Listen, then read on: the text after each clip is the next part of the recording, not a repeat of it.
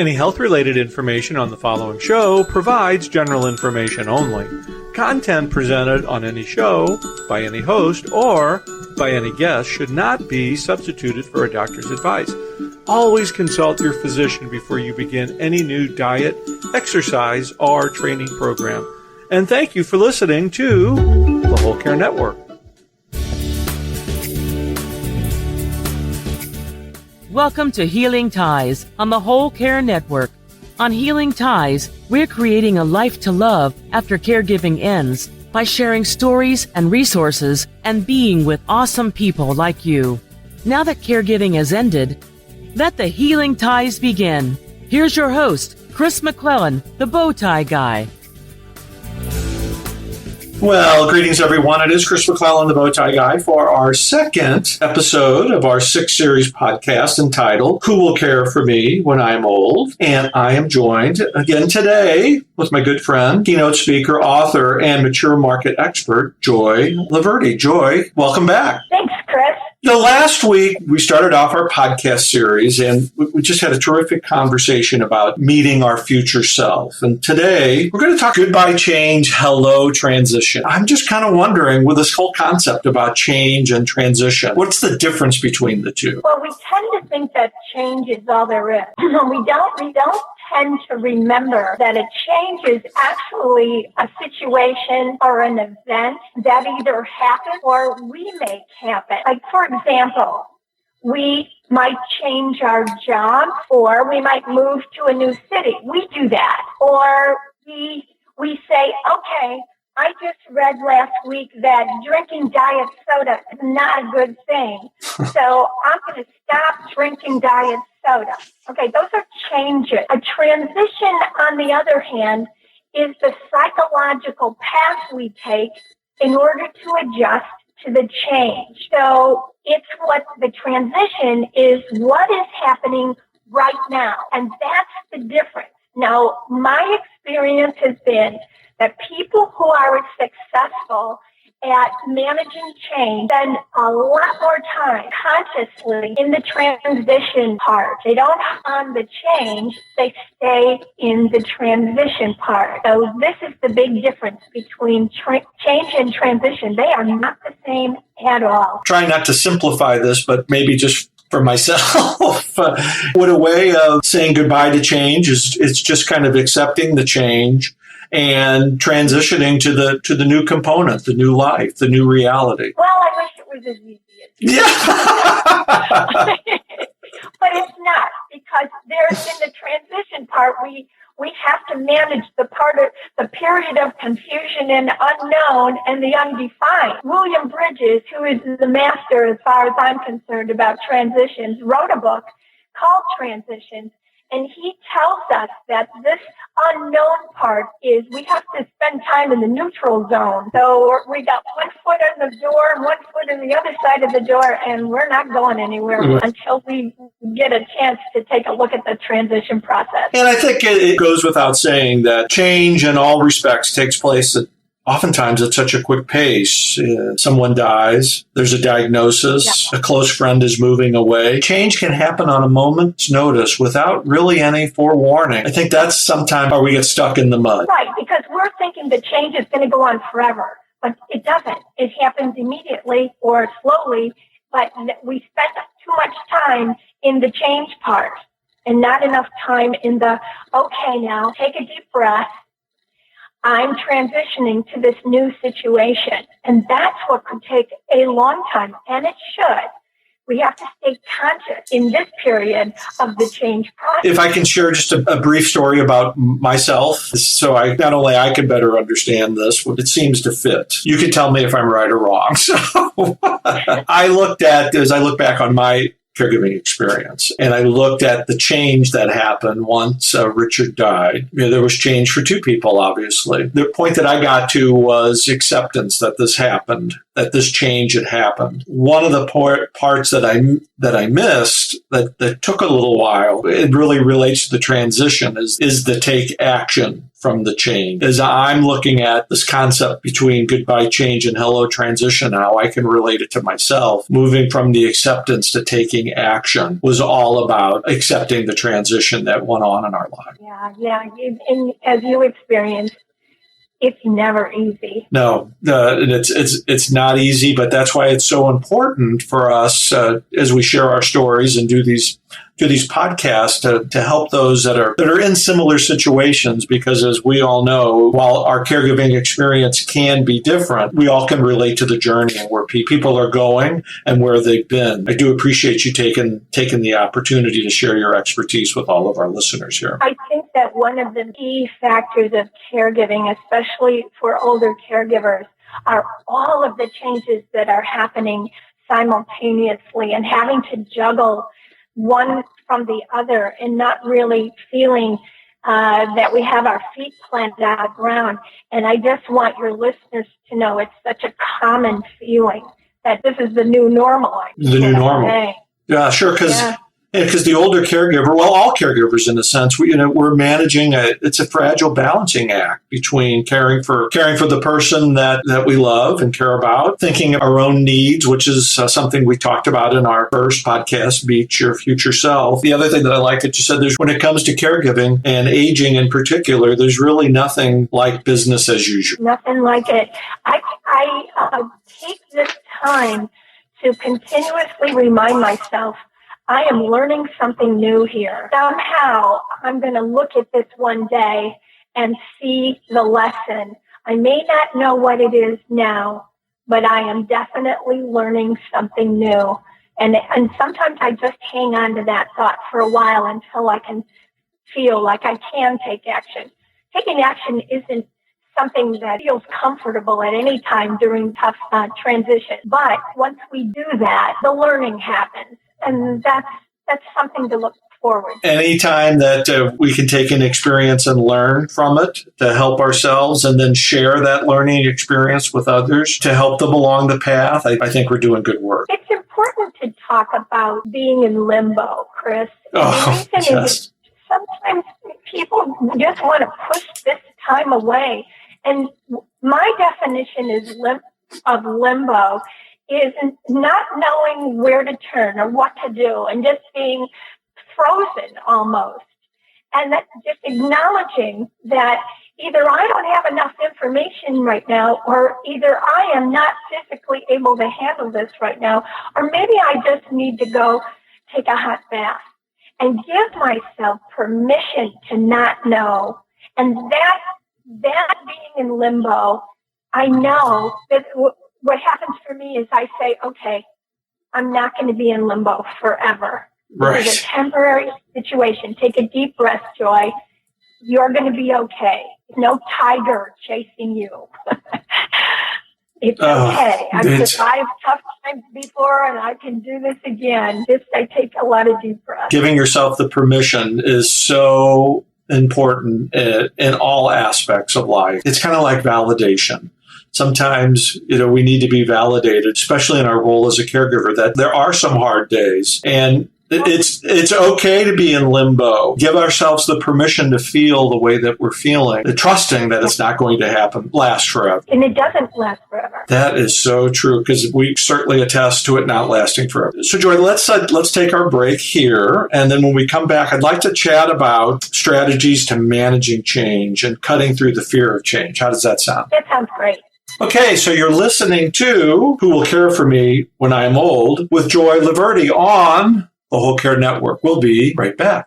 Everyone has a story, but not everyone gets a chance to tell their story. On the Whole Care Network, we are all about story sharing. That's why on the Whole Care Network, you talk and we listen. For information on how you can share your story on the Whole Care Network, contact me, Chris McClellan, the Bowtie Guy, at chris@wholecarenetwork.com. To your health, happiness, and prosperity.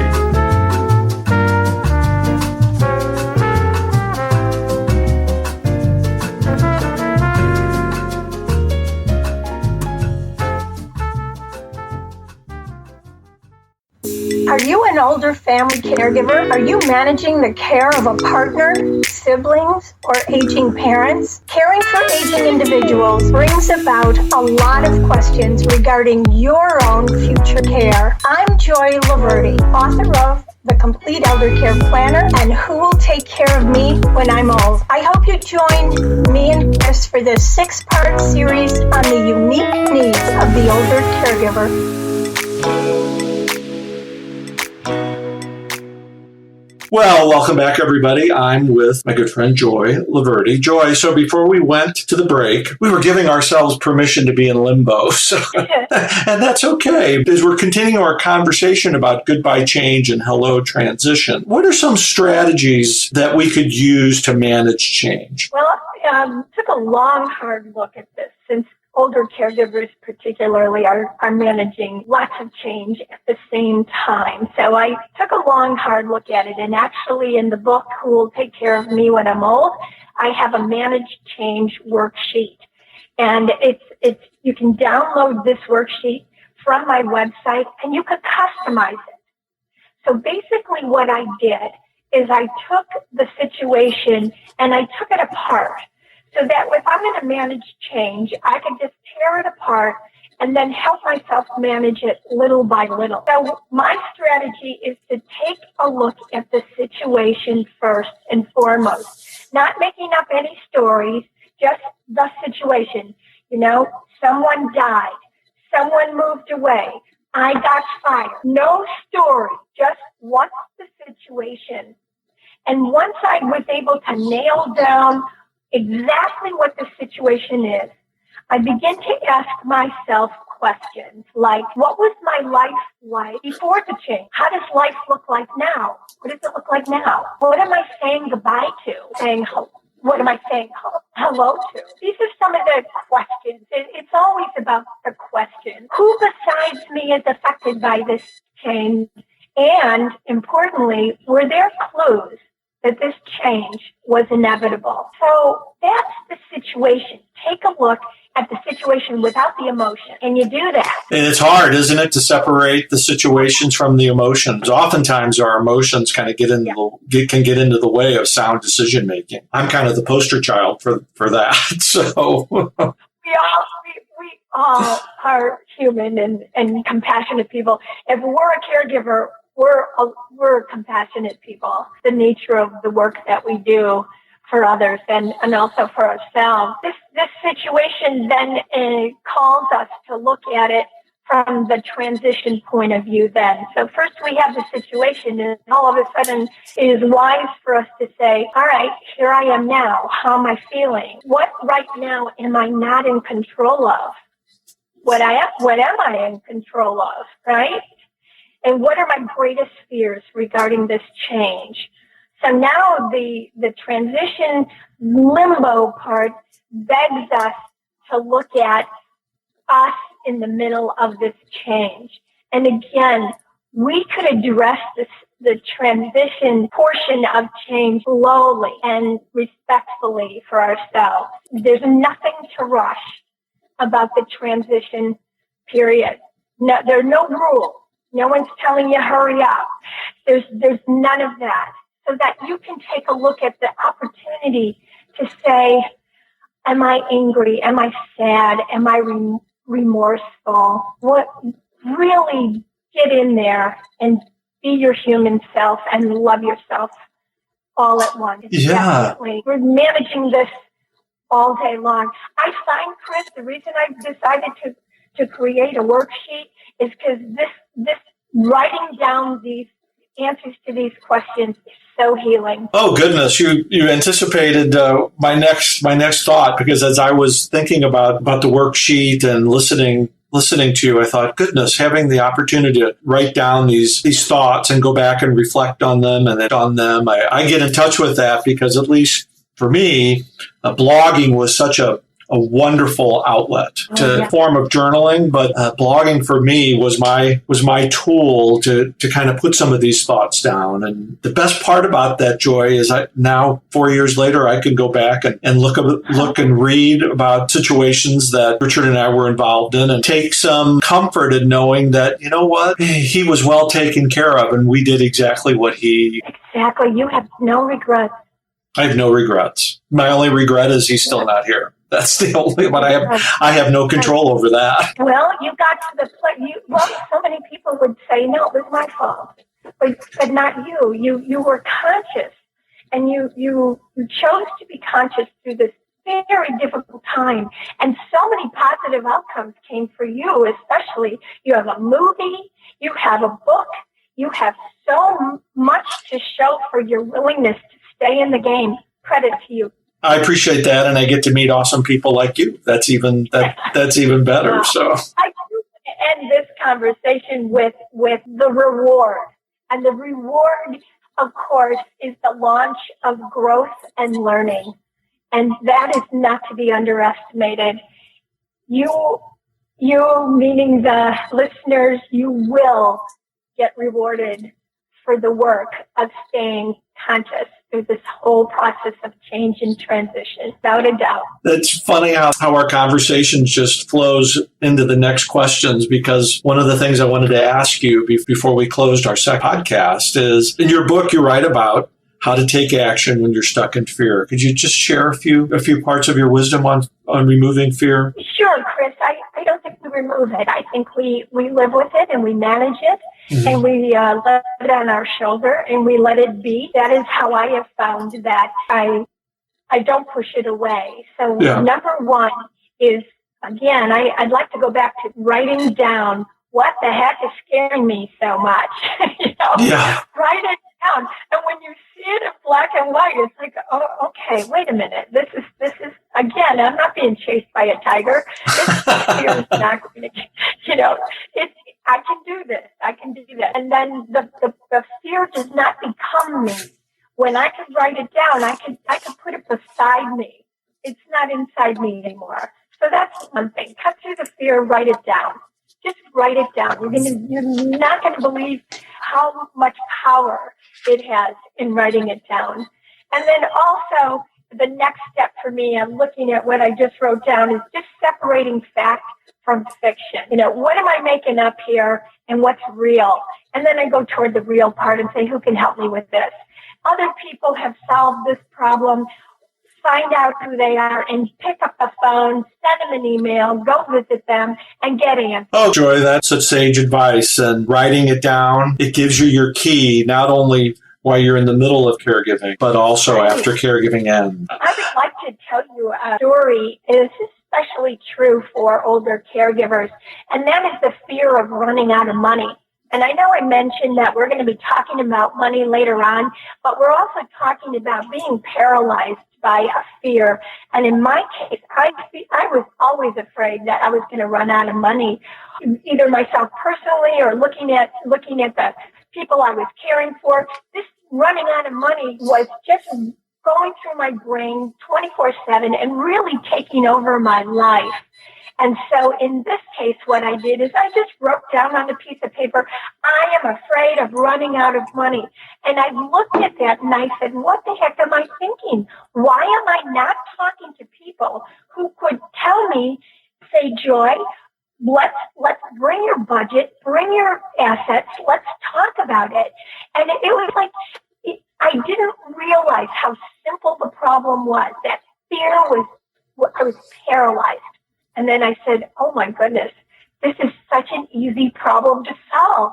But it was making me crazy. And I got help. I got information that allowed me to see I'm not going to run out of money. Fear is paralyzing and fear is useless. But when we talk about it openly and honestly, we can find that comfort zone. I can see us doing a whole show on fear is paralyzing, but we got to get through these first 6 ones first. So goodness. So Joy, let all our listeners know how they can find you on the internet and purchase your 2 terrific books. Sure. My book, Who Will Take Care of Me When I'm Old, and the Complete Elder Care Planner are available wherever books are sold. And if you want more information about me, and I have lots and lots of resources on my website, that address is elderindustry.com. That's elderindustry.com. It's always a pleasure. Thank you, Chris.